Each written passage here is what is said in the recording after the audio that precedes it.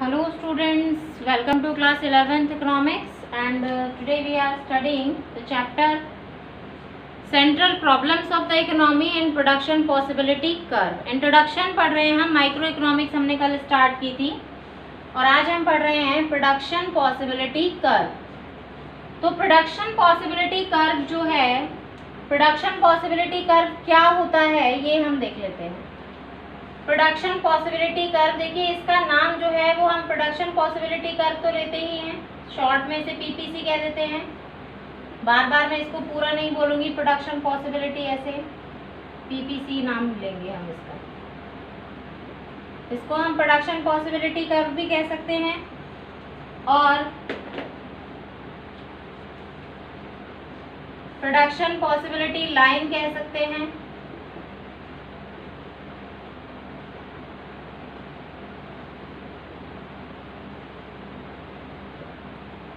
Production possibility frontier कह सकते हैं।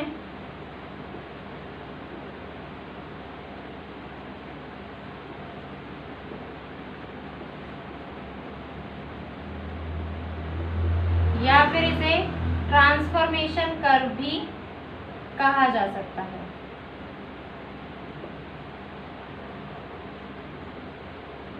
क्या कहा जा सकता है इसको? ट्रांसफॉर्मेशन कर्व भी इसे हम कह सकते हैं। तो ये इसके 4 नेम्स हैं। अब इसमें ये जो 4 नेम्स हैं इनमें से कोई सा भी नेम आ जाए तो आपको ये ध्यान रखना है कि वो पीपीसी की बात कर रहा है। कई बार कंफ्यूज हो जाते हैं बच्चे क्वेश्चन देख के। अब देखिए पीपीसी है क्या,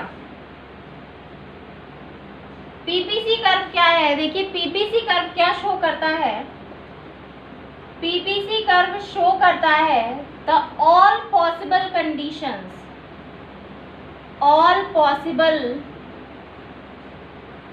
combinations of production of two goods, all possible combination of production of two goods which an economy can produce by its efficient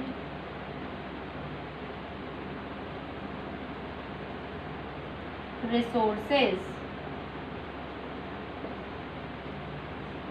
देखिए प्रोडक्शन पॉसिबिलिटी कर्व क्या शो करता है कि कोई भी इकोनॉमी अपने रिसोर्सेज का यूज करते हुए, कि कोई एक इकोनॉमी है उसके पास जितने भी रिसोर्सेज अवेलेबल हैं, किसी इकोनॉमी के पास जितने भी अवेलेबल रिसोर्सेज हैं उन अवेलेबल रिसोर्स से वो ज़्यादा से ज़्यादा जो गुड्स बनाती है, 2 और मोर गुड्स। लेकिन पीपीसी में हम 2 ही गुड्स की बात करेंगे। जितनी भी वो गुड्स प्रोड्यूस करती है तो उसके जो पॉसिबल कॉम्बिनेशंस हैं, पॉसिबल कॉम्बिनेशन से मतलब क्योंकि रिसोर्सेज तो देखिए अनलिमिटेड है, सॉरी रिसोर्सेज तो हमारे पास लिमिटेड है, तो पॉसिबल कॉम्बिनेशन क्या होंगे। मान लीजिए 100 रुपीज़ हैं और 100 रुपीज़ में से हमने 50 रुपीज़ की शुगर ले ली, शुगर प्रोड्यूस कर दी, और 50 रुपीज़ की हमने टी प्रोड्यूस कर दी। एक कॉम्बिनेशन तो ये बन गया। एक कॉम्बिनेशन क्या बनता है कि हमने 60 की तो शुगर प्रोड्यूस कर दी और 40 की हमने टी प्रोड्यूस कर दी। और ये भी बन सकता है 20-80 का भी कॉम्बिनेशन बन सकता है, 70-30 का भी बन सकता है, 60-40 का बन ही गया हमारे पास, 40-60 का भी बन सकता है। तो इस तरीके से आपके ये जो कॉम्बिनेशंस हैं वो बन सकते हैं। अब ये जो कॉम्बिनेशंस हैं इन्हीं को ही क्यों, कितने पॉसिबल, अब आप कहेंगे कि 100 ही क्यों? क्योंकि हमारे पास रिसोर्सेज जो होते हैं वो लिमिटेड होते हैं। रिसोर्स हमारे पास लिमिटेड होते हैं। किसी भी प्रोडक्शन जो फर्म है उसके पास उसके रिसोर्सेज तो लिमिटेड होते हैं और उसी से उसे 2 या 3 गुड्स बनानी होती है। तो यहाँ पर हम एक किसी कंपनी की बात नहीं कर रहे हैं, यहाँ पर हम इकोनॉमी की बात कर रहे हैं कि एक इकोनॉमी जो है वो 2 या 2 से ज़्यादा गुड्स जो है वो किस तरीके से प्रोड्यूस करती है, उसके कॉम्बिनेशन और अपने रिसोर्सेज को कैसे एडजस्ट करती है और फिर उसके रिसोर्सेज का प्रोडक्शन कर पाती है। तो ये शो करता है प्रोडक्शन पॉसिबिलिटी कर्व यानी कि PPC. It shows all possible combinations of production of two goods हमने यहाँ पर ली हैं which can an economy produce of its efficient resources. अपने एफिशिएंट रिसोर्सेज का यूज करते हुए जो एक इकोनॉमी प्रोड्यूस कर सकती है। अब देखिए इस पीपीसी के अंदर कुछ क्या है हमारे पास, कुछ कंडीशंस हैं या फिर हम ये भी कह सकते हैं कि कुछ अजम्पशंस हैं। पीपीसी कर्व जो है इसकी कुछ अजम्पशंस हैं कि ये अजम्पशंस, ये पीपीसी की डेफिनेशन तभी मानी जाएगी जब ये अजम्पशंस फॉलो होंगी। रिसोर्सेज जो है हमारे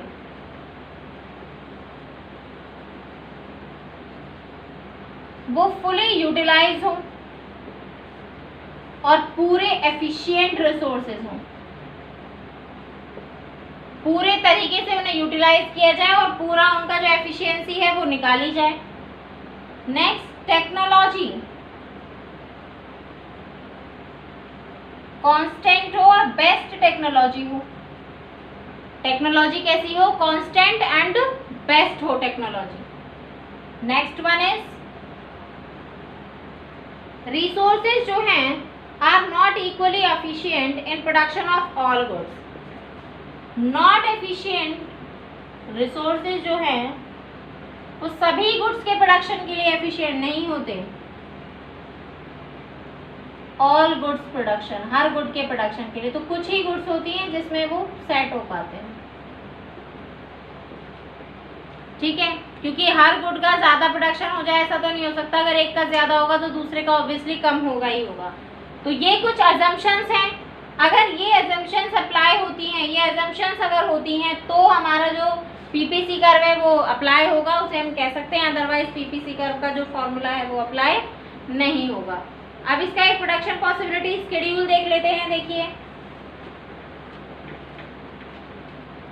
किस तरीके से हम स्केड्यूल बनाएंगे। देखिए माइक्रो इकोनॉमिक्स जो है बहुत सिंपल है अगर आप इसको ध्यान से समझेंगे तो। अगर इसको आप रटेंगे तो इससे हार्ड कुछ भी नहीं है, और अगर आप इसके समझेंगे तो आपको एक बार आपने समझा और एक बार फिर रीडिंग लगाया और एक बार और, यानी 2 बार अगर आपने इसकी रीडिंग लगा दी और डायग्राम्स को अपने हाथ से बनाया, टेबल को हाथ से बनाया, तो आप इसको कभी भी लाइफ टाइम नहीं भूल सकते। ये माइक्रो इकोनॉमिक्स की बहुत ज़्यादा स्पेशलिटी है कि डायग्राम्स से ही अच्छे से याद हो जाती है माइक्रो इकोनॉमिक्स आपको। अब देखिए पीपीसी शेड्यूल बनाते हैं हम। यहाँ पर मैं कॉम्बिनेशन लिख देती हूँ, A, B, C, D और E। ये मैंने यहाँ पर कॉम्बिनेशन लिखे हैं आपके पास। अब देखिए एक तो मैं वीट प्रोड्यूस कर रही हूँ, यानी कि ये जो इकोनॉमी है एक तो वीट में लगा रही है अपना और एक गन्स में लगा रही है। हो सकता है कि यहाँ पर जो वॉर की जो पॉसिबिलिटीज़ हों वो ज़्यादा रहती हूँ। तो ये जो इकोनॉमी है ये ऐसी इकोनॉमी है जहाँ पर वीट भी यानी खाना ज़रूरी है और एक इनके लिए युद्ध ज़रूरी है, ये 2 चीज़ ज़रूरी है। तो यहाँ पर अपने सारे रिसोर्सेज लगा रहे हैं। वीट मान लीजिए इसका 0 है, 1, 2, 3 और ये 4।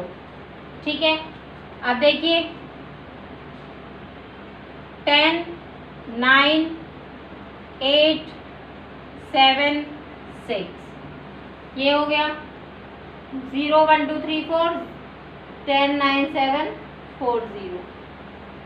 अब ये देखो इसमें क्या हो गया, देखिए रिसोर्सेज पूरे यूटिलाइज हो रहे हैं। यहाँ पे 10, 10, 10, 10 पूरे यूटिलाइज हो रहे हैं। यानी कि अगर आप बिल्कुल भी वीट नहीं उगा रहे हैं, गन्स का अगर आप पूरा प्रोडक्शन कर रहे हैं, सारे रिसोर्सेज को अगर आप गन्स में लगा रहे हैं, तो आपको वीट का प्रोडक्शन 0 करना पड़ेगा। सारे रिसोर्सेज अगर मान लो जी आप वीट में लगा देंगे तो आपको गन का प्रोडक्शन 0 करना पड़ेगा। और दोनों में बैलेंस करना चाहते हैं तो ऐसे इधर 5 है तो इधर भी 5, तो इस तरीके से हो सकता है। यानी कि रिसोर्सेज हमारे पास क्या है, लिमिटेड है, और उन्हीं को आपको दोनों के कॉम्बिनेशंस में क्या करना है, एडजस्ट करना है। तो ये सारे क्या दिखा रहे हैं, कॉम्बिनेशंस दिखा रहे हैं आपके। ये है हमारे पास पीपीसी शेड्यूल। अब इस पीपीसी स्केड्यूल को बनाते हैं डायग्राम फॉर्म में।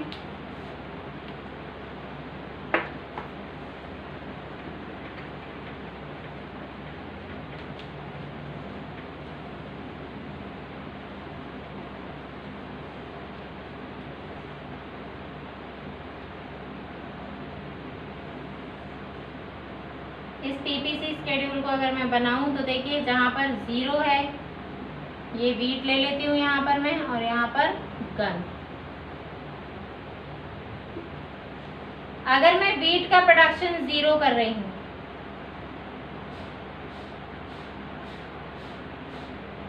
वीट का प्रोडक्शन गन का प्रोडक्शन अगर मैं 0 कर रही हूँ तो वीट का ज्यादा कर सकती हूँ।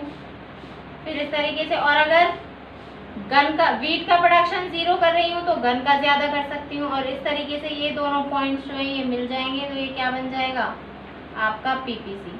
और इस पर ये जितने कॉम्बिनेशन है ए बी सी डी और ये ई, तो ये देख लीजिए अगर मैं इतना, ये मेरा प्रोडक्शन है किसका, वीट का। अगर मैं वीट का प्रोडक्शन इतना करती हूँ तो गन का प्रोडक्शन इतना, या वीट का इतना करती हूँ तो गन का इतना। अब मैं चाहती हूँ गन का प्रोडक्शन कम कर दूँ, तो ये मैंने गन का प्रोडक्शन कम कर दिया, तो वीट का अपने आप बढ़ जाएगा। अब मैं चाहती हूँ कि वीट का प्रोडक्शन मैं इंक्रीज करना चाहती हूँ, मैं इतना इंक्रीज करना चाहती हूँ, तो ये गन का अपने आप कम हो जाएगा। क्यों हो जाएगा, क्योंकि रिसोर्सेज अनलिमिटेड है भाई, वही 100 रुपये हैं, उन 100 रुपयों को आप चाहे वीट में लगवा लो। अगर आप वीट में लगवाओगे ज्यादा तो गन में ऑटोमेटिकली कम हो जाएगा, और अगर गन्स में लगवाओगे तो वीट में ऑटोमेटिकली कम हो जाएगा। तो ये है आपका सिंपल सा इसमें फंडा। तो ये होता है एई, ये एई जो कर्व है इसको हम क्या कहेंगे, पीपीसी, यानी कि ये है इसका प्रोडक्शन पॉसिबिलिटी कर्व, ये इसका प्रोडक्शन पॉसिबिलिटी कर्व है। अब इस प्रोडक्शन पॉसिबिलिटी कर्व में बहुत सारी चीजें देखनी है हमें।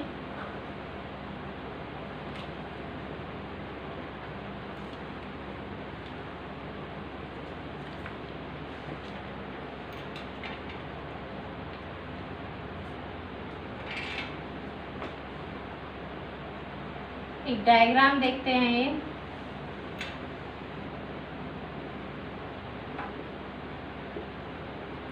ये हमने एक प्रोडक्शन पॉसिबिलिटी कर्व बना दिया, ए और ई, इसमें यहाँ पर बी सी डी और ई बन गया।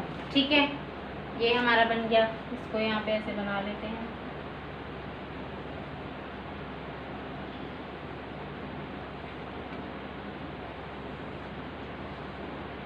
ठीक है ना,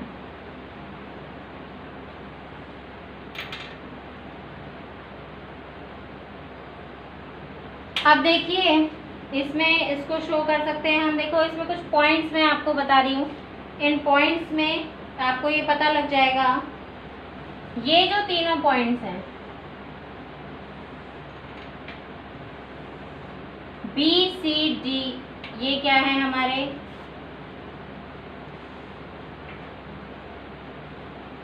अंदर बताना तो बाहर ही बता देते हैं, अंदर अपन अंडर यूटिलाइजेशन बनाएंगे। इसको हटा देती हूँ मैं अभी, क्योंकि अंदर लिखेंगे तो फिर आपको समझ में नहीं आएगा। ये जो तीनों पॉइंट्स हैं ये देखिए, ये 3 पॉइंट्स हमें क्या दिखाते हैं, full utilisation of resource.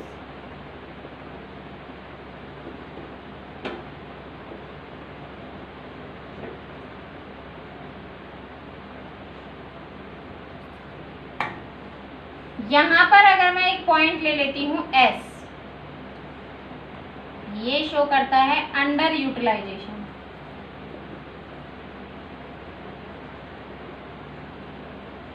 Of resource. एक पॉइंट मैं कर रही हूं यहां पर कोई टी, ये क्या है, अनअटेनेबल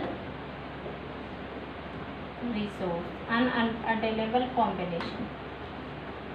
देखिए अब इन पॉइंट्स को समझते हैं। बात करती हूं मैं फर्स्ट पॉइंट की, that is B C D.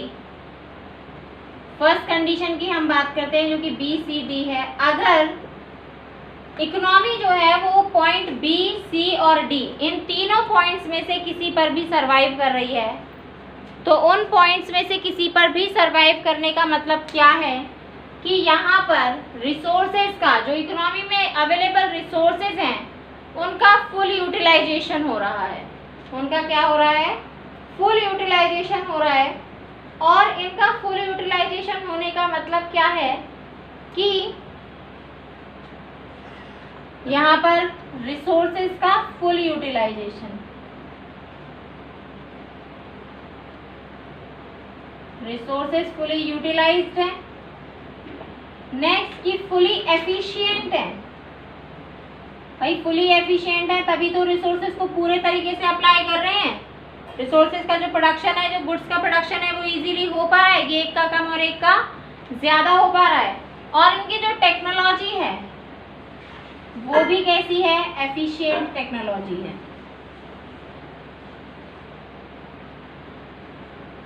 अगर हम इन पॉइंट्स पर हैं तो इन पॉइंट्स पर 3 रूल्स यहाँ पर फॉलो हो रहे हैं। और वो 3 रूल्स क्या हैं कि यहाँ पर रिसोर्सेज फुली यूटिलाइज किए जा रहे हैं। जो PPC कर्व पे जो पॉइंट होते हैं वो शो करते हैं आपको कि रिसोर्सेज आर फुली यूटिलाइज। और यहाँ पर जो रिसोर्सेज यूटिलाइज किए जा रहे हैं वो पूरे तरीके से सक्षम है अपने काम को करने के लिए।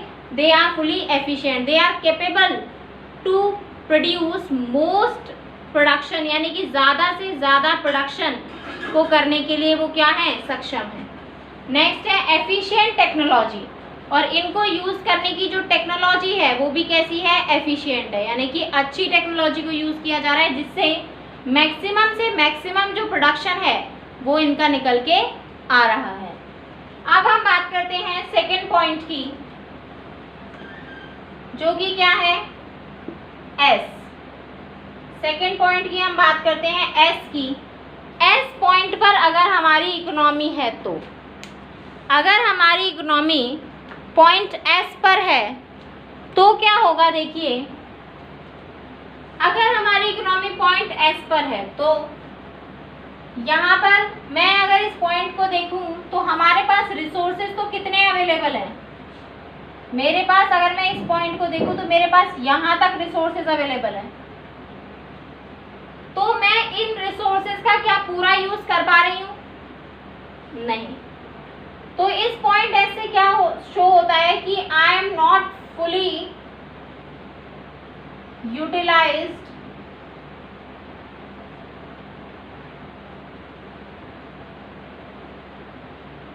द रिसोर्सेज,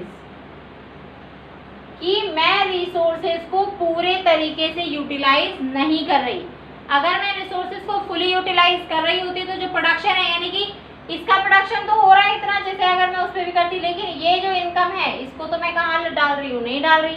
यानी कि मेरे पास 100 रुपीज़ हैं, उसमें से मैं 20 की तो शुगर बना रही हूँ और मैं 20 की क्या बना रही हूँ? टी बना रही हूँ। और बाकी के 80 रुपीज़ कहाँ गए हमें नहीं पता। यानी कि मैंने रिसोर्सेज को पूरे तरीके से यूज नहीं किया। तो ये क्या हो गया हमारा? अंडर यूटिलाइजेशन ऑफ रिसोर्सेज का पॉइंट। यहाँ पर जो मेन रीजन होते हैं इनके वो क्या है कि एक तो फुल यूटिलाइजेशन नहीं होता रिसोर्सेज का यहाँ पे। नेक्स्ट अनएफिशिएंट टेक्नोलॉजी होती है अनएफिशिएंट टेक्नोलॉजी। और अनएफिशिएंट ही क्या होते हैं? रिसोर्सेज होते हैं। यानी कि यहाँ के जो रिसोर्सेज हैं वो मैक्सिमम प्रोडक्शन देने वाले नहीं हैं। इन रिसोर्सेज का जो प्रोडक्शन है, अगर मैं उन्हें कितना भी यूज़ करूँ उसका जो प्रोडक्शन है वो मैक्सिमम नहीं आएगा। ये हो गया हमारा अनएफिशिएंट रिसोर्सेज। तो अगर मैं इस कर्व के अंदर हूँ, क्योंकि कर्व क्या शो करता है? मैक्सिमम प्रोडक्शन कॉम्बिनेशन, यानी सबसे ज़्यादा जो गुड्स का प्रोडक्शन है वो इतना ही हो सकता है, इससे ज़्यादा नहीं हो सकता। अगर मैं इन पॉइंट्स पर हूँ तब तो मैं क्या हूँ? गुड कंडीशन में हूँ, यानी इकोनॉमी गुड कंडीशन में है, क्योंकि रिसोर्सेज जितने हैं उनका पूरे तरीके से जितना मैक्सिमम यूज़ हो सकता है वो हो रहा है। लेकिन अगर मैं इसके अंदर सर्वाइव कर रही हूँ तो इसका मतलब क्या है? कि रिसोर्सेज पूरे तरीके से यूटिलाइज नहीं हो रही, जो उनकी टेक्नोलॉजी है वो अनएफिशिएंट है, टेक्नोलॉजी अच्छी नहीं है, जिससे जो प्रोडक्शन है वो मैक्सिमम निकल के नहीं आ रहा है। या फिर ऐसा भी हो सकता है कि कुछ पर्सन्स ऐसे हैं जो कि अनएम्प्लॉयड है। कुछ पर्सन्स कैसे हैं, अनएम्प्लॉयड है।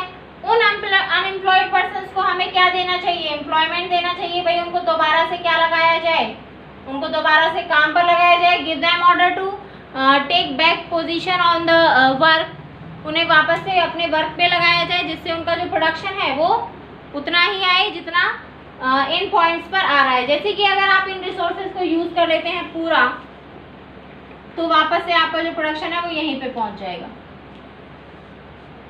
ठीक है।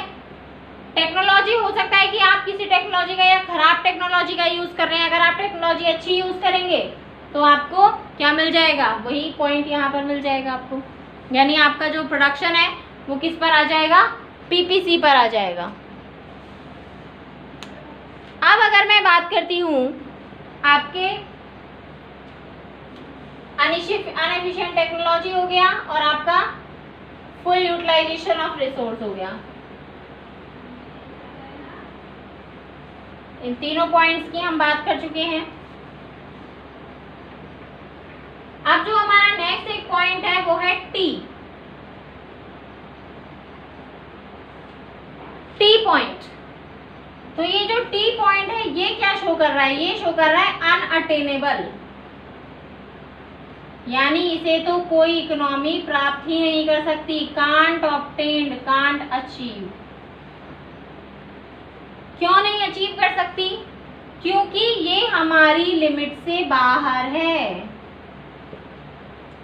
Outside of limit, out of limit है, ये हमारे कैपेसिटी के अंदर नहीं आता। इसका कहने का मतलब क्या है कि मान लीजिए भाई हम 100, वही हमारे पास तो रिसोर्सेज कितने हैं, 100 है, और उन 100 में से हमने 80 की तो शुगर बना ली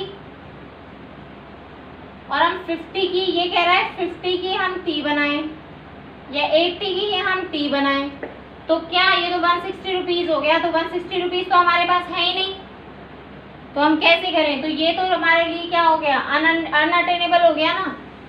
अनअटेनेबल से मतलब क्या हुआ कि हम इसको तो पहुंच ही नहीं सकते, क्योंकि हमारे पास 160 रुपीज तो है ही नहीं। 160 रुपीज होते तो हो सकता है कि हमारा कर्व जो है वो कहाँ शिफ्ट हो जाता है, यहाँ शिफ्ट हो जाता, फिर तो ज्यादा पैसे हो जाते हैं हमारे पास, तो हम ज्यादा रिसोर्सेज का यूज कर पाते। ठीक है। तो ये अनअटेनेबल है कि हमारी इकोनॉमी जो है वो यहाँ पर नहीं पहुंच सकती कोई भी प्रोड्यूसर। क्यों, क्योंकि इसकी एक अजम्पशन ये भी है कि जो जो रिसोर्सेज हैं वो फिक्स्ड है, रिसोर्सेज हमारे पास लिमिटेड है। आपको कहीं से क्या नहीं करना, बोरो नहीं करना और आपको सेव भी नहीं करना। रिसोर्सेज फुली यूटिलाइज होने चाहिए। फुली यूटिलाइज से मतलब नो सेविंग। फुल यूटिलाइजेशन का मतलब क्या है, नो सेविंग, कोई सेविंग भी नहीं होगी एंड नो बोरोइंग, कोई बोरोइंग भी नहीं होगी, यानी कहीं से आप जो बोरो है उसको वो भी नहीं कर सकते। तो ये है आपका इंट्रोडक्शन है, आपका ये प्रोडक्शन पॉसिबिलिटी कर्व का। अब ये जो प्रोडक्शन पॉसिबिलिटी कर्व है इसकी ये तीनों पॉइंट्स तो आपको समझ में आ गए होंगे अच्छे से। एग्जाम में आ जाता है कई बार इस डायग्राम को समझाना, या फिर पॉइंट्स से देते हैं, उसको कहते हैं कि इसको डायग्राम से शो करिए, इंपॉर्टेंट डायग्राम है, लर्न कर लीजिएगा अच्छी तरह से। अब मैं बात करती हूँ कि इसकी नेक्स्ट जो टॉपिक आएगा हमारा वो आएगा shifting and rotation on PPC. PPC पे शिफ्टिंग और rotation, and this topic will be studied on tomorrow in the next video. So thank you, have a nice day.